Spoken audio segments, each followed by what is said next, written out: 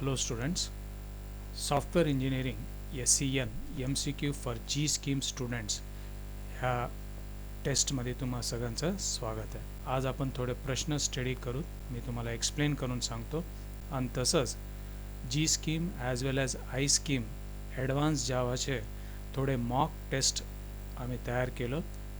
ती टेस्ट तुम्हाला अटेम्प्ट करण्यासाठी वेबसाईटचं लिंक आणि त्या टेस्टसाठी रिक्वायर्ड पासवर्ड ती सुद्धा मी तुमच्यासोबत शेअर करणार आहे. So let us start the test. The linear sequential or classic life cycle model of software development is also called as, इथं 4 ऑप्शन्स तुम्हाला दिलेले आहेत: waterfall model, incremental model, spiral model and the prototyping model. Right. Now understand here the correct answer सुद्धा इथं तुम्हाला दिलेलं आहे. The correct answer जे आहे, the correct answer is this waterfall model. ना वॉटरफॉल मॉडलवर आणखी एक प्रश्नही तुम्हाला येऊ शकतं की सगळ्यातून ओल्डेस्ट प्रोसेस मॉडल कोणता आहे. That is the waterfall model. Okay. आणि ह्याचं दुसरं नाव आहे linear sequential or classic life cycle model.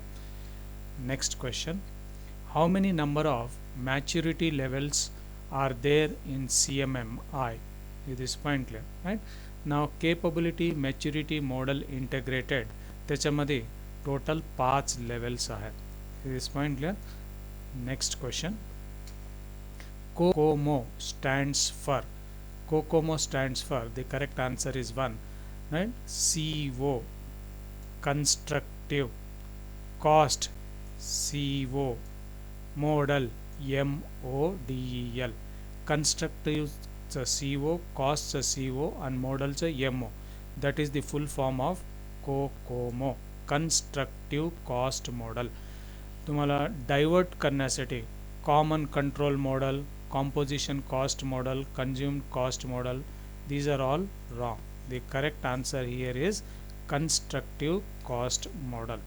Second one, sorry, the fourth question, white box testing is also called as glass box testing. Now if you remember, testing मध्ये दोन प्रकारचे testing we have scene.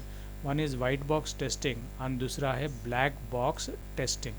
Black box टेस्टिंगमध्ये काय होतं, नेमकं ती programme source code कशासाठी आहे, त्याच्यामध्ये काय वापरलं गेलं आहे, what is the logic, conditional statements किंवा लूपिंग स्टेटमेंट्स किंवा क्लासेस, आणि क्लासेस असलं तर त्या क्लासेसचं इनहेरिटन्स काहीसुद्धा टेस्टरला माहीत नसतं. That is why it is called as black box testing. Black box टेस्टिंगमध्ये सॉफ्टवेअर डेव्हलपर एका टेस्टरला सॉफ्टवेअर देऊन टाकतं आणि जे काही टेस्टिंग करायचे क्रायटेरिया आहेत ती त्या टेस्टरला देतात. आउटपुट काय येतं टेस्टर आउटपुट नोट करून पुन्हा रिटर्न डेव्हलपरला देऊन टाकायला पाहिजे.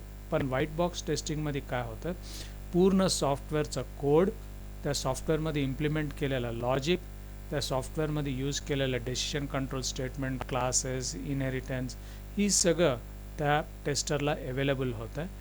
टेस्टर ही सगळं स्टडी करून त्या सॉफ्टवेअरला कसं आपण टेस्ट करायला पाहिजे त्याच्यासाठी थोडे क्रायटेरिया त्याने डेव्हलप करत आहे. म्हणून ह्याला आपण ग्लास बॉक्स टेस्टिंग आपण म्हणतो.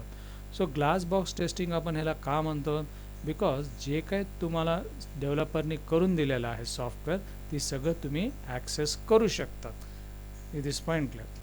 Then which one of the following models is not suitable for accommodating any change? Accommodating any change म्हणजे आपल्याला चेंजेस काही करता येत नाही. त्याचा करेक्ट आन्सर आहे वॉटरफॉल मॉडल. राईट. ना ह्याच्यावरती आणखी एक प्रश्नही असं येऊ शकते की जे काही प्रोसेस मॉडेल तुम्हाला जे 4 प्रोसेस मॉडेल दिलेलं असतं त्या सगळ्या 4 प्रोसेस मॉडेल्समध्ये असं कोणतं प्रोसेस मॉडेल आहे ज्याच्यामध्ये तुम्हाला रिक्वायरमेंट्स पहिल्यांदाच द्यायला पाहिजे. That is the waterfall model.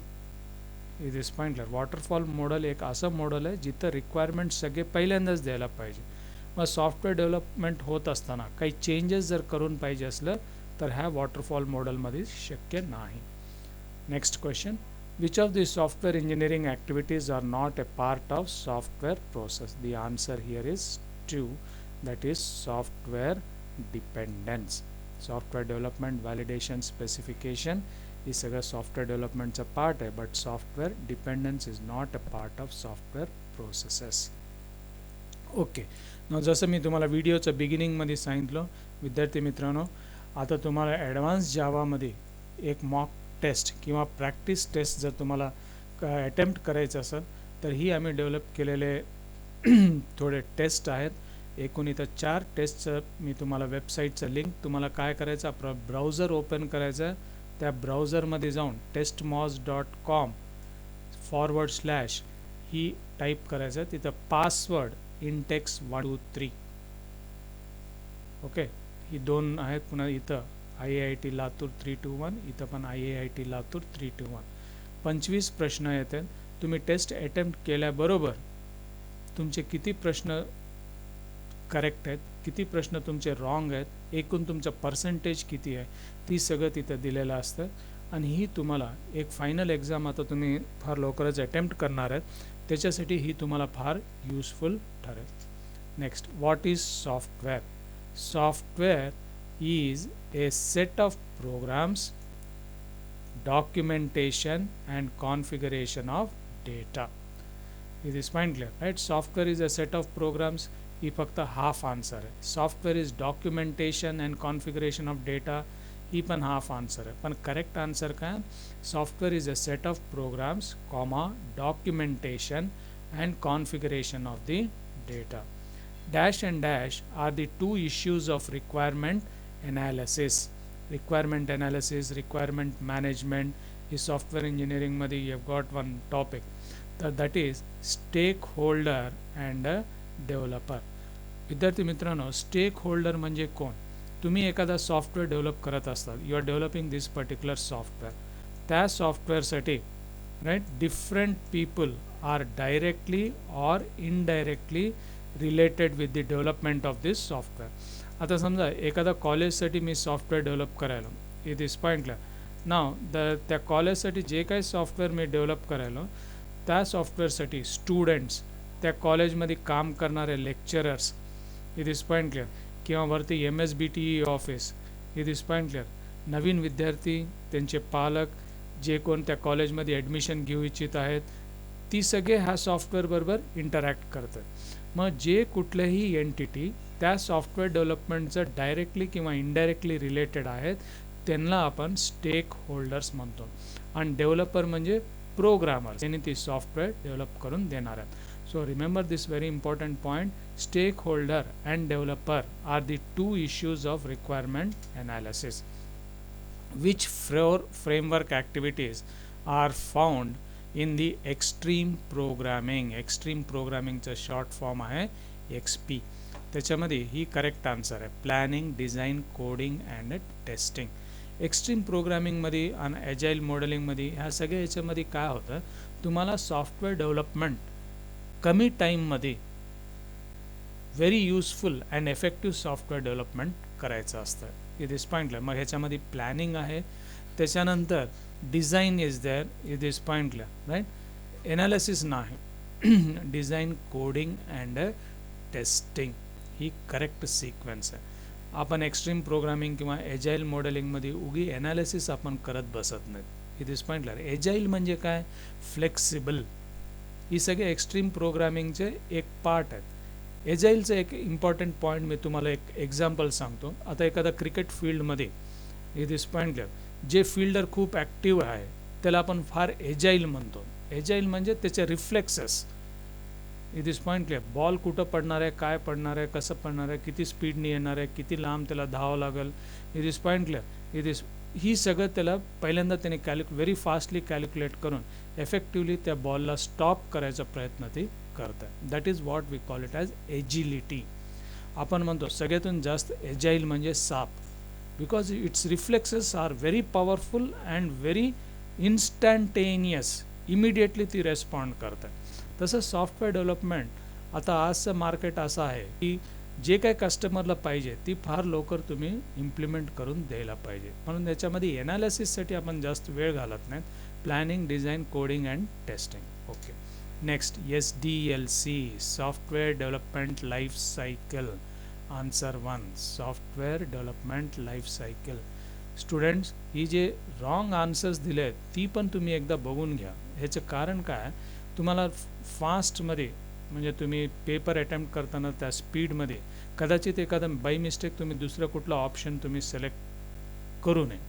It is point जसं इथं सिस्टम डेव्हलपमेंट आहे, software design. No, the correct answer is software development life cycle.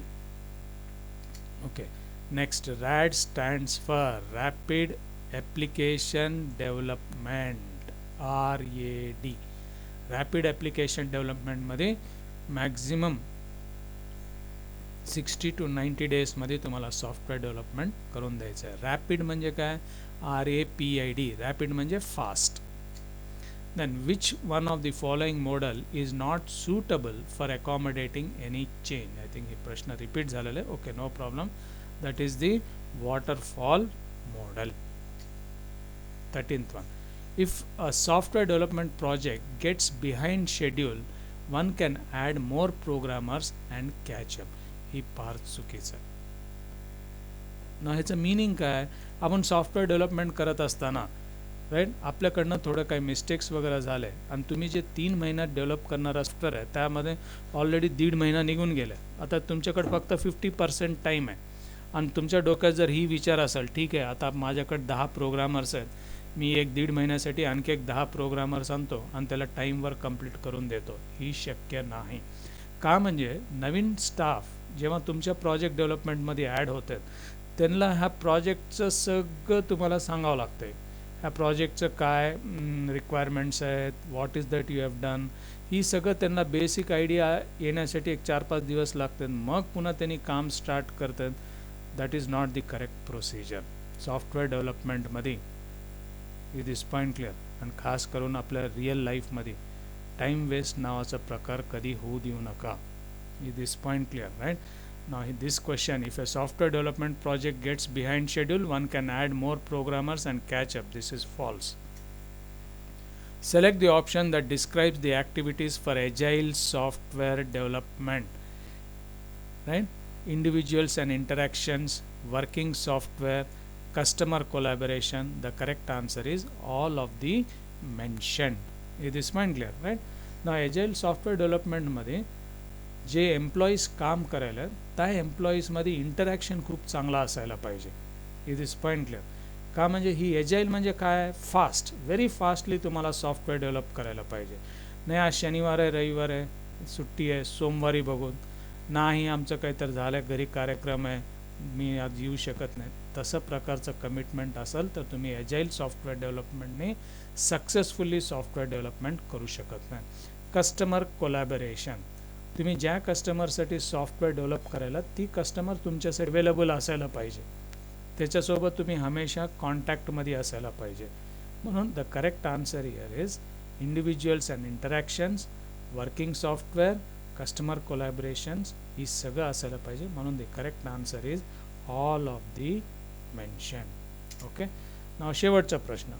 Brute force, back tracking, cause elimination are strategies used for debugging. Now G स्कीमचे student, ही software इंजिनिअरिंगमध्ये 4 मार्क्सचा compulsory question आहे. याच्यामध्ये एक ड्रॉइंगसुद्धा आहे. It is point. डीबगिंग म्हणजे काय? Software development झाल्यानंतर जेव्हा तुम्ही एरर्स काढतात, ती एरर्स काढण्याचं procedure is what we call it as debugging. It is point clear. Now ही आपण टेस्टिंगमध्ये स्टडी केलेलं आहे. सॉफ्टवेअर टेस्टिंग म्हणजे काय? तुम्ही टेस्टिंग करताना जर काही एरर्स आलं तरच तुमचं टेस्टिंग सक्सेसफुल टेस्टिंग म्हणता येतं. तुम्ही सॉफ्टवेअर टेस्टिंग केलं आणि काही एरर्स आले नाहीत आणि तुम्ही तुमच्या मॅनेजरला जाऊन सांगतात सर काहीच एरर आलं नाही, सॉफ्टवेअर एक नंबरचं आहे. That is wrong. Successful test कशाला म्हणतात? तुम्ही टेस्टिंग करताना जर काही एरर्स आले तरच ती सक्सेसफुल टेस्ट आहे. Otherwise it is not a successful testing. Now debugging म्हणजे एरर्स जे येतात ती एरर्स काढण्याची जी पद्धत आहे ती 3 प्रकारचं आहे. पहिलं कोणतं आहे? Brute force. दुसरं कोणतं आहे? Back tracking. आणि तिसरं कोणतं आहे? Cause elimination. It is point clear. All these are strategies that is used for debugging. Debugging म्हणजे the process of removing and fixing errors in the software is called as debugging. Okay, ही video जर तुम्हाला आवडलं तर like करा, share करा आणि subscribe करा. अशाच आणखी नवीन व्हिडिओज मी घेऊन येणार आहे. आणि ही सेशन एंड करण्याच्या पूर्वी मी पुन्हा तुम्हाला सांगू इच्छित आहो की ॲडव्हान्स जावाचे मॉक टेस्ट आणि प्रॅक्टिस टेस्टचे ही सगळे वेबसाईट लिंक्स आहेत, ही सगळे त्याचे पासवर्ड्स आहेत. It is point clear. एक लाईव्ह फीलिंग तुम्हाला की उद्या MSBT जेव्हा एक टेस्ट तुमचं कंडक्ट करतं तर कशा प्रकारचे प्रश्न असतात, कसा आपण टाईम ॲडजस्ट करायला पाहिजे, काय नाही, ही सगळं तुम्हाला कळून येतं आहे. टोटल अबाउट 100 प्रश्न आहेत. ही सगळं डेफिनेटली अटेम्प्ट करा. All the best. माझं नवीन आणखी एक सॉफ्टवेअर इंजिनिअरिंगचं new video I will release it very shortly. त्यामध्ये पण एक 15 प्रश्न असतात. थँक्यू.